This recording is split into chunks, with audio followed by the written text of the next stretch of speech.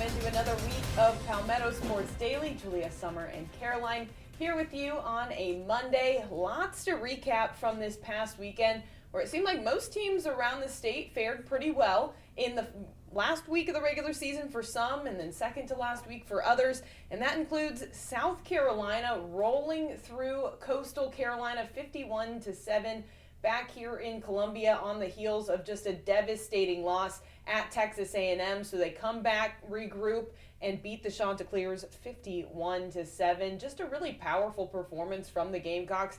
They come out on the first play. You get the Sellers to Sellers connection between Lenoris and Jaden for that 75-yard score that kind of just set the tone for the entire game. And you know, you could just really see how much they wanted to win this game. Of course, you know, you go through all the emotions of a loss like Texas A&M, and you don't have any more SEC games on the schedule. So you come back here, you get the job done, and now you turn your attention to Clemson. But looking at the numbers here, a huge game for Lenoris Sellers, 16 of 20 passing for 274 yards and 2 touchdowns. He added another 82 rushing yards and another 2 touchdowns on the ground. And the offense as a whole had 579 total yards, 419 of which came in the first half.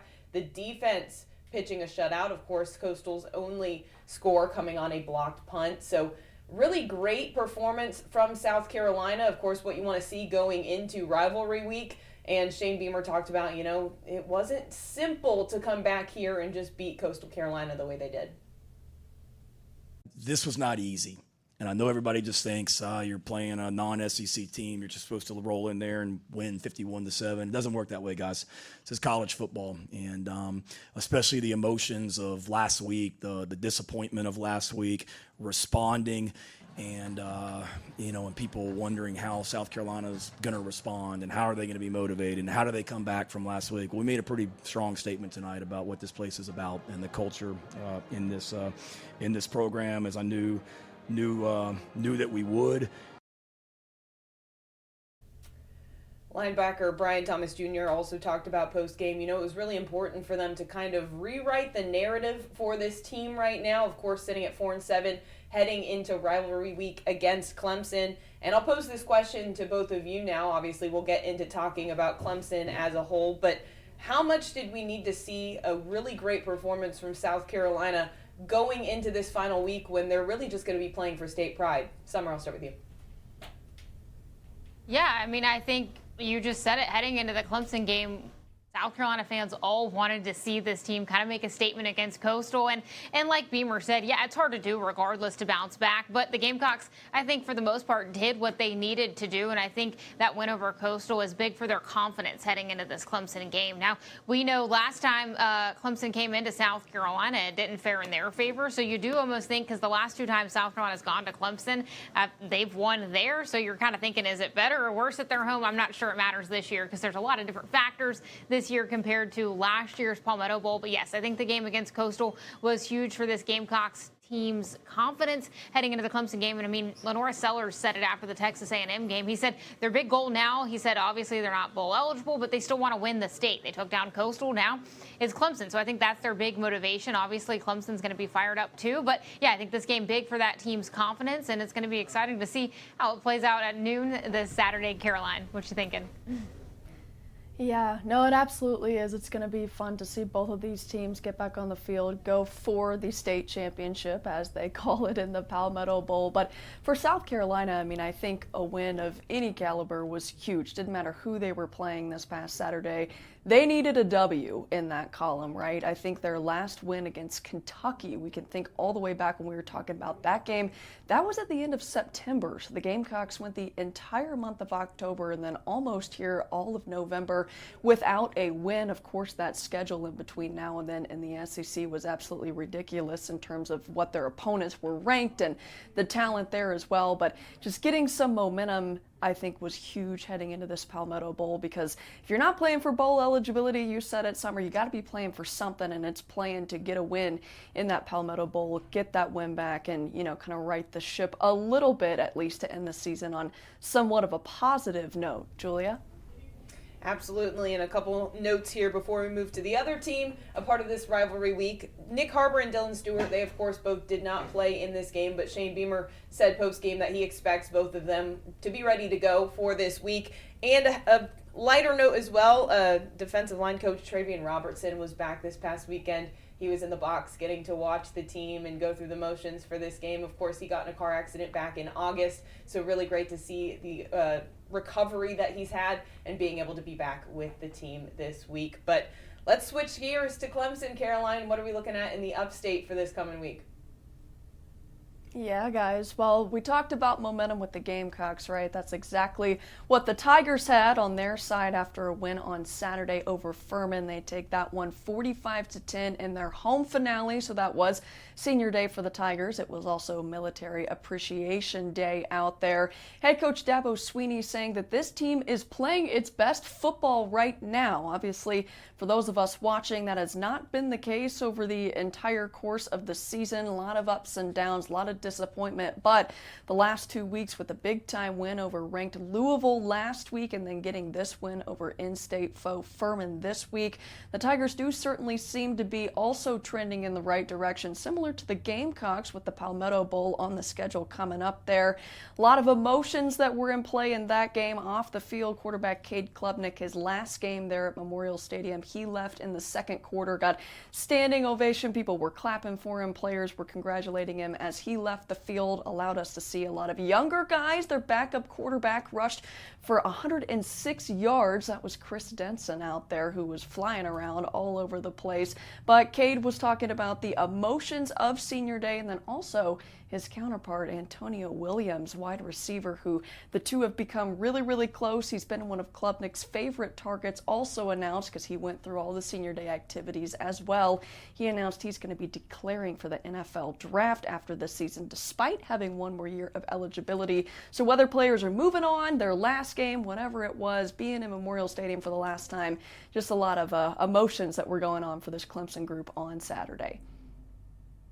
I feel like I've just gave everything I have in the last 4 years, and there's been so many great moments and tough moments too, but just be able to walk off that field one last time and have the support of everybody around, it meant a lot. So just thank you for everybody showing up and appreciate everybody for that. What I'm most proud about them is how they led this year.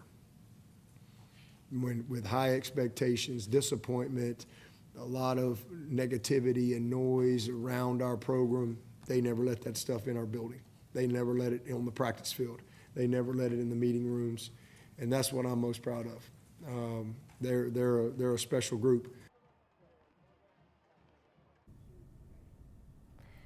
Head coach Dabo Swinney's big thing this season has been how much the group has stayed together and pushed through regardless of everything that has gone on. The Tigers, though, now bowl eligible with that win over Furman for the 27th straight season. So Clemson sits at 6-5 heading into the Palmetto Bowl. And guys, I'll ask you kind of similar question we just talked about with the Gamecocks, but what do you expect from the Tigers heading into this bowl? Summer?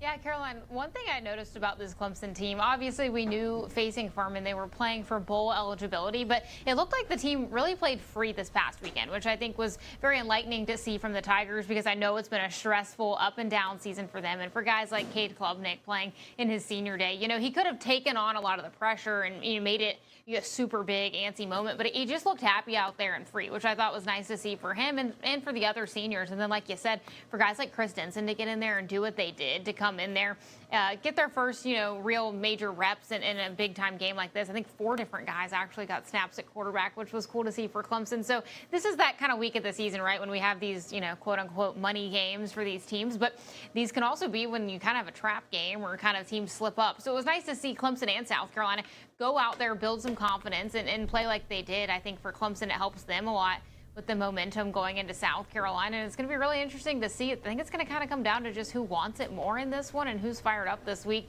Obviously, everyone wants it in a rivalry game, but I don't know. Clemson, they seem to be trending a little more positively right now. I don't know if that was just like how it seemed after the game, but that was kind of the vibes I got after. Julia, what did you see from this Clemson team?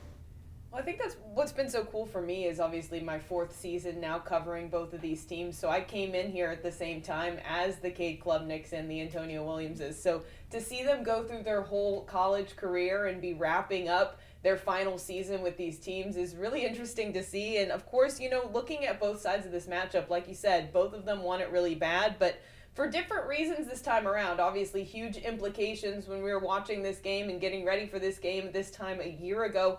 Now it's South Carolina wants to play for pride, win the state, just finish on a good note. Clemson, could kind of shake up their bowl projections and where they're going to end up going in the winter here. So just got to see what's going to pan out, but I'm really excited for this game nonetheless. Obviously, a lot different than what we expected it was going to be earlier on in this season. But as they've been saying, both Dabo and Shane, for the last couple of weeks, it doesn't matter what the records are. This game is always going to have an impact on the entire state. Well, we've got more coming up. We'll be right back after this.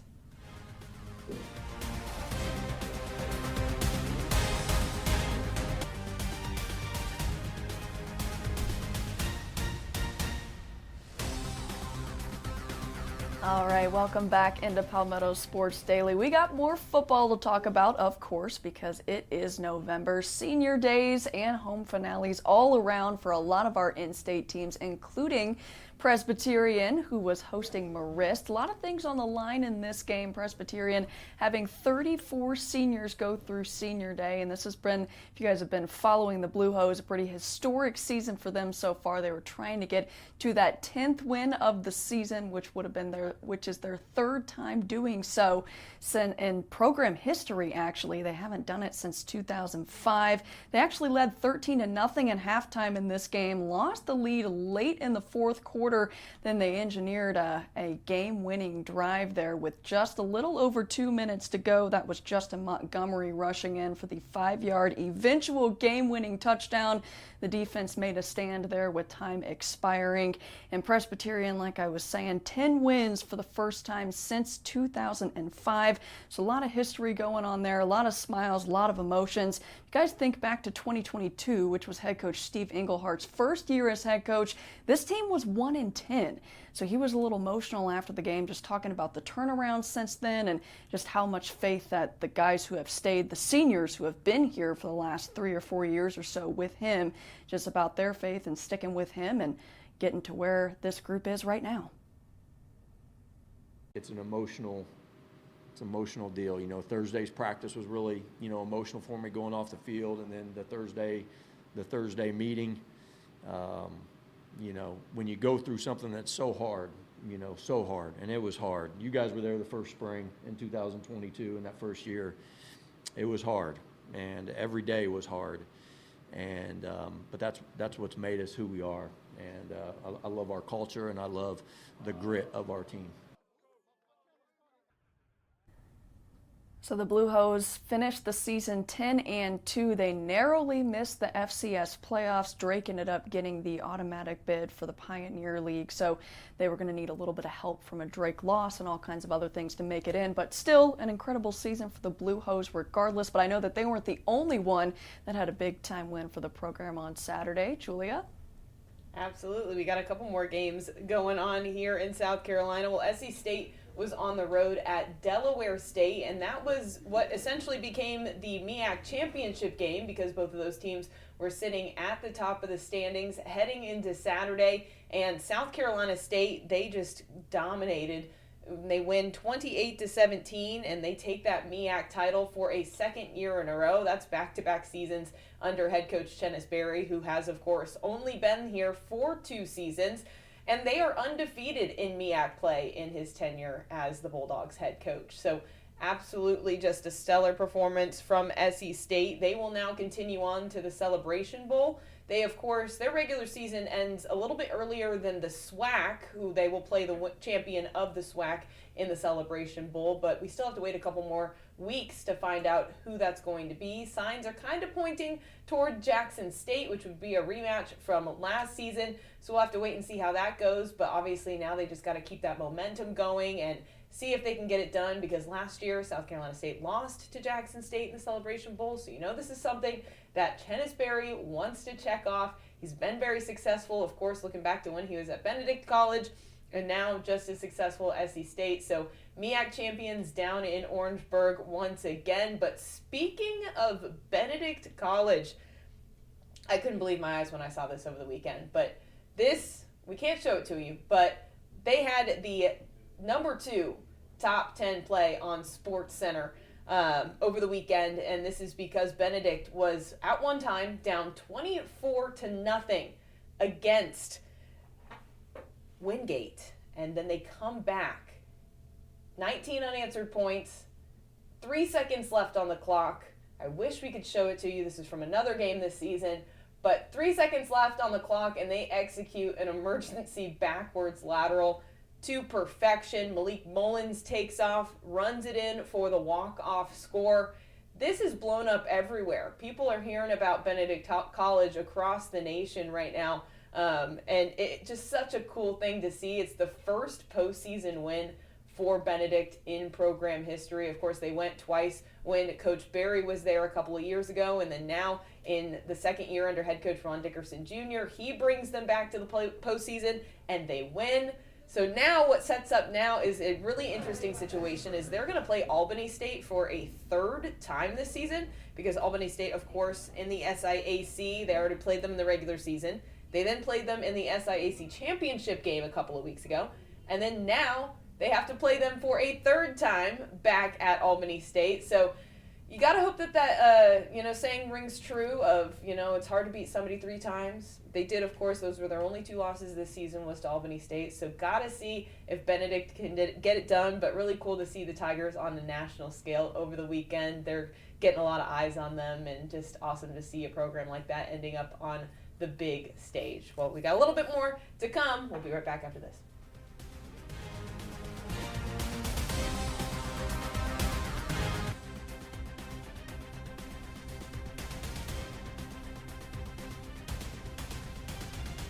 Welcome back in here to Palmetto Sports Daily. On this Monday, we were recapping a busy weekend for college football. We talk about South Carolina and Clemson. It's Palmetto Bowl week, but also shouting out quite a few of the smaller college football teams that are making a splash around the state here this season. It's been so fun to watch those guys like SC State, Benedict after that crazy SC top 10 moment. I think Newberry also won their first round playoff game. Getting to some low country football though too. Charleston Southern and the Citadel both wrapped up their seasons this past weekend. Charleston Southern going out on top. They went 4-1 in their last 5 games. So pretty impressive finish for this team that at the start of the season, I got to say, y'all, we were at the press conferences. It seemed like it was going to be a struggle for these guys. But this Saturday, finishing out conference play too, they hosted Tennessee State, and this game, got to say, barn burner out there.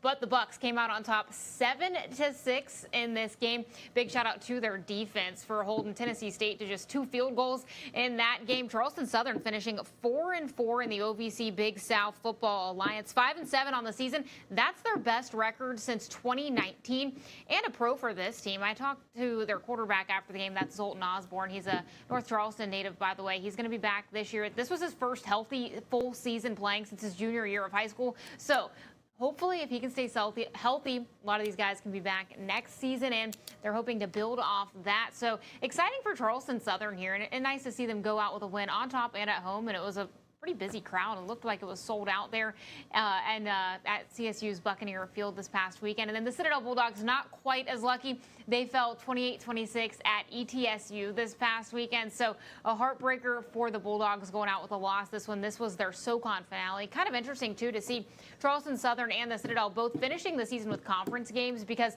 like we just talked about earlier in this show, we saw people like Furman at Clemson, and then South Carolina hosting Coastal Carolina with these smaller schools. But these two kind of structured their schedules a little differently, so able to finish with competitive games. I thought that was kind of cool. But the Citadel, like I said, falling 2 points in this one. They finished 4-8 on the season, 3-5 in the SoCon. That's the same that they went last year. Now, obviously, we know 3 seasons ago they were 0-10, so still improvement after that, but I think they would have liked to have gone out on top in this one. But ETSU is a team we saw get better as the season went on this year too. They lost their head coach Trey Lamb, who went to Tulsa last year, who has made quite the splash there. So I think they were looking to prove something there as well. But kind of wrapping up our college football season for all of our low country teams here. So now we've just got Clemson, Carolina this weekend, and then we've got Coastal Carolina also in action. So we're excited to wrap it up here, and we have more to come here on Saturday Sports Extra, including the Carolina Panthers in a primetime game. Looking up here, we're taping this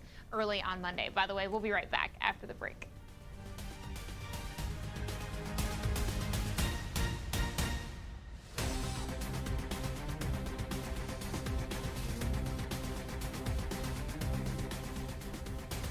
Welcome back into Palmetto Sports Daily. Guys, the Carolina Panthers playing in prime time tonight for the first time in a long time. If you're watching our first airing of this episode at 6:30, this is going to be a little bit of a preview for the game against the 49ers. But if you're joining us after, well, you guys already know what happened in this one. But that said, we are getting excited for this one. Bryce Young back, Brock Purdy back in the lineup for the 49ers. These two teams going at it on Monday Night Football. It'll be the first time Carolina faces Christian McCaffrey, who is the running back for the 49ers, since that 2022 trade. The last time the two teams played, actually, which was in 2022, was right before he got traded to San Francisco. Carolina coming off a big time win in overtime in Atlanta.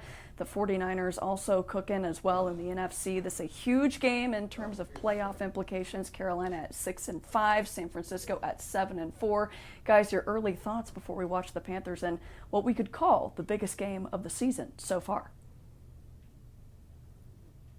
Yeah, I mean, personally, Justin Herbert's on a bye for me, so I had to pick up Bryce Young for my fantasy team this week. Ooh. I would love to see him have even just a whisper of the performance he had last week in this one. But in all seriousness, I do think this is going to be a great game for this team to really measure how far they've come. And I do think they can do it out in Santa Clara, and I'd like to see them get it done, Summer. Yeah, I think it's going to be really telling to see how Carolina handles this road trip, a primetime game, big moment, if they step up to it or if they kind of, fall down to it. But I'm excited to see it. They're obviously trending in the right direction. So hopefully tomorrow we'll be talking about more positives from the Carolina Panthers, and they could be in a legitimate chance to win the NFC South. That's going to do it on this episode of Palmetto Sports Daily. I got it right this time. We'll see you guys later.